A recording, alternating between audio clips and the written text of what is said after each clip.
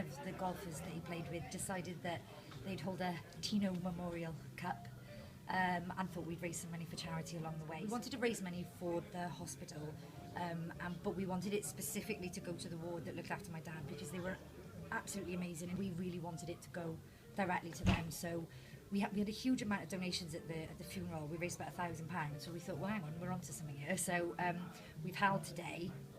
All the golfers are paid, and that's going in. And then we've got a massive raffle, and the prizes, what they like, they're just amazing. They're amazing. Yeah. And everybody has been so generous. A couple of businesses sponsor today's event. So Payvan Medical, SecureWise, Premier Copiers, and Vanguard Chemicals have all chucked some money in. So all the golfers have got some prizes, and we've got about £1,000 worth of prizes for the raffle. We're hoping today's going to raise about £1,500 to go into the pot with the other 1,000, and then we've got the darts competition in 2 weeks as well to add in. So we were hoping we'd raise a couple of £1,000, but we've already smashed that, haven't we? So and he would love this. He would say he didn't. He would act all coy, but he would absolutely love all this fuss. So I'm sure he's sat up on a cloud smiling at us right now, isn't he? Yeah. Yeah.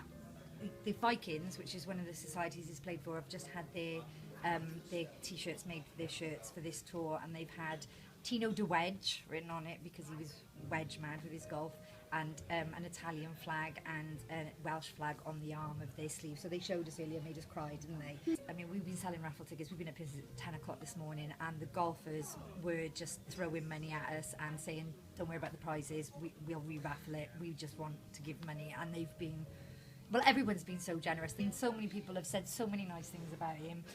Just everyone's been saying all these funny stories about him, haven't they? And, yeah.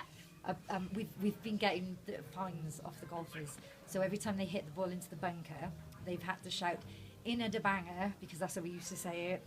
And then they all paid fines of 50 pence.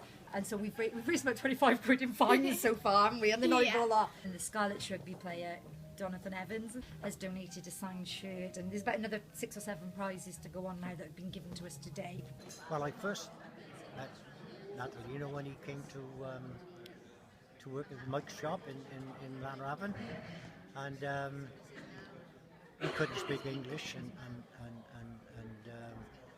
I couldn't speak Italian, but I was in Germany and he was in Germany as well, and we sort of spoke in German, and we made such a mess of it, that we just ended up laughing, and we laughed ever since, really.